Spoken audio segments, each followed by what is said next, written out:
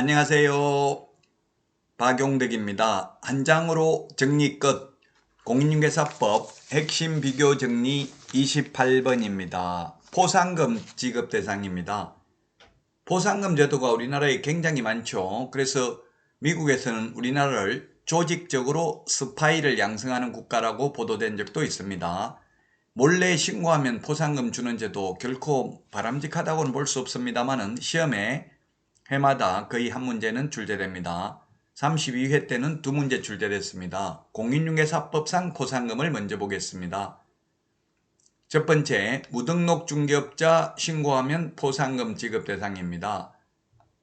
그리고 거짓 부정하는 방법으로 등록, 그리고 등록증, 자격증 양도대여한 자 또는 양수대여받은 자 신고하면 포상금 줍니다. 4번은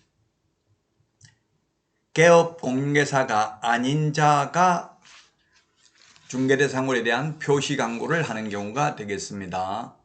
그리고 5번째, 부동산 거래 질서 교란행위 3가지 위반인데요. 그 3가지가 뭐냐면 시공시죠. 시공시.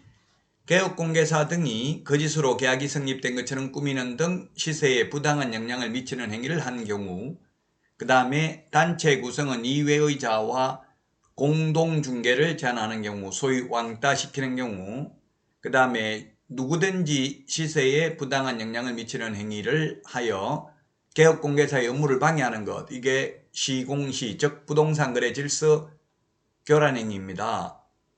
자, 이 무부양, 광시, 공시 이렇게 암기를 했었죠. 7가지가 포상금 지급 대상입니다. 공인중개사법상 포상금이죠. 만약에 신고를 했을 때 2명 이상이 공동으로 신고하면 균등하게 배분을 하고요. 합의 X, 이 말은 합의를 해오면 균등 배분하는 게 아니라 합의된 방법에 따라 지급을 하고, 2건 이상의 신고가 접수된 경우 최초로 신고한 자에게만 포상금을 지급합니다. 포상금 지급 결정일로부터 1개월 이내에 포상금을 지급합니다. 공인중개사법에서는 1개월 이내에 포상금 지급하죠. 부동산 거래 신고 등에 관한 법률은 접수된 날로부터 2개월입니다. 자, 여기는 이제 부동산 거래 신고 등에 관한 법률상 포상금인데, 첫 번째, 거짓 신고한 경우입니다. 거짓 신고하면 100분 5% 이하가 때리죠. 그 다음에 거래하지도 않았는데 거짓으로 신고하면 3천만 원 이하의 과태료고요. 해제되지도 않았는데 거짓으로 해제 신고하면 3천만 원 이하의 과태료입니다. 그 다음에 임대차 신고 거짓으로 한 경우는 100만 원 이하의 과태료고요. 이 4가지는 포상금 금액은 과태료 금액의 20%입니다. 다만 1번 거짓 신고한 경우에는 한도액이 1,000만 원입니다. 나머지 2번, 3번, 4번은 한도액까지 가지 않죠. 자, 그 다음에 5번입니다. 허가받지 않거나 거짓 부정한 방법으로 허가받은 경우에는 2년 이하의 전역이나 또는 당해 토지 취득가격, 즉 개별 공시지가 100분의 30에 상당하는 금액 이하의 벌금에 처합니다. 자, 그 다음에 6번을 보면 허가받은 목적으로 사용하지 않거나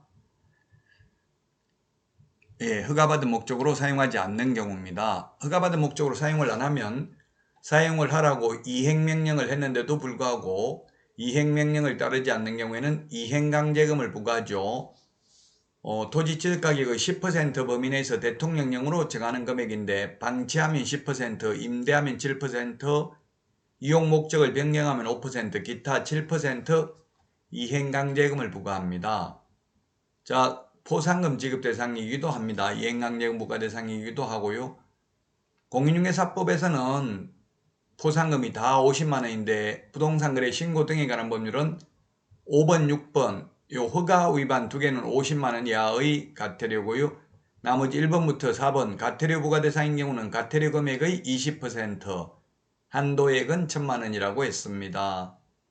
공인중개사법은 포상금 결정일로부터 1개월 이내에 지급을 하는데, 부동산 거래 신고 등에 관한 법률은 접수된 날로부터 2개월 이내에 포상금을 지급합니다.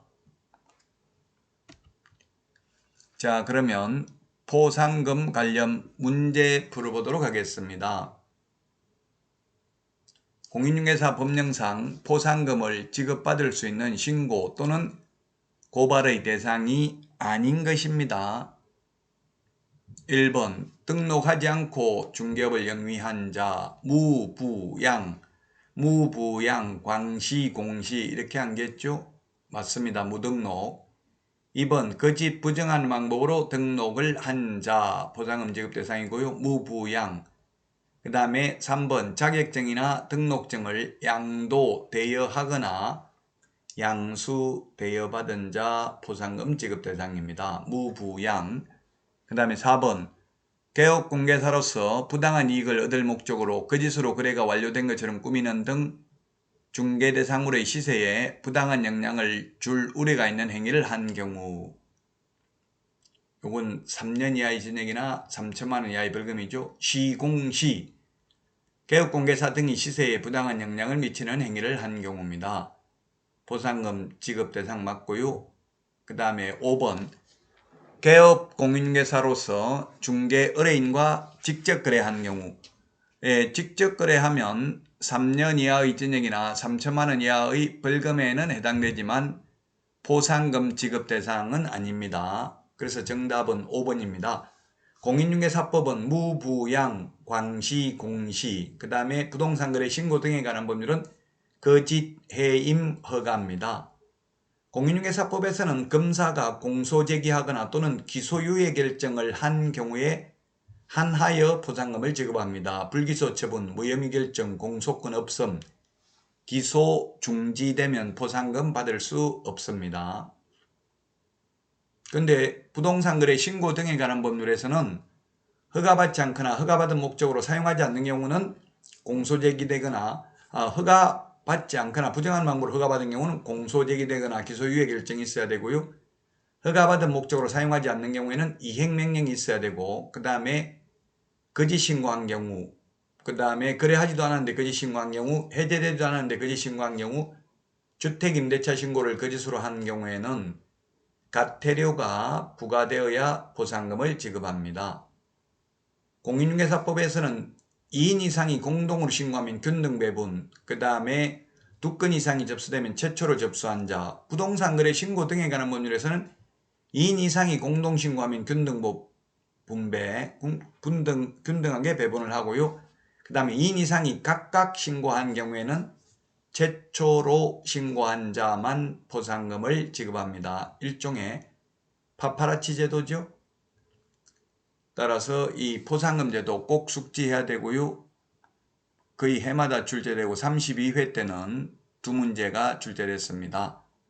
자, 여기까지 하고 다음 시간에 찾아뵙겠습니다. 구독, 좋아요, 알림 설정해 주시면 큰 힘이 되겠습니다. 안녕히 계십시오. 안녕.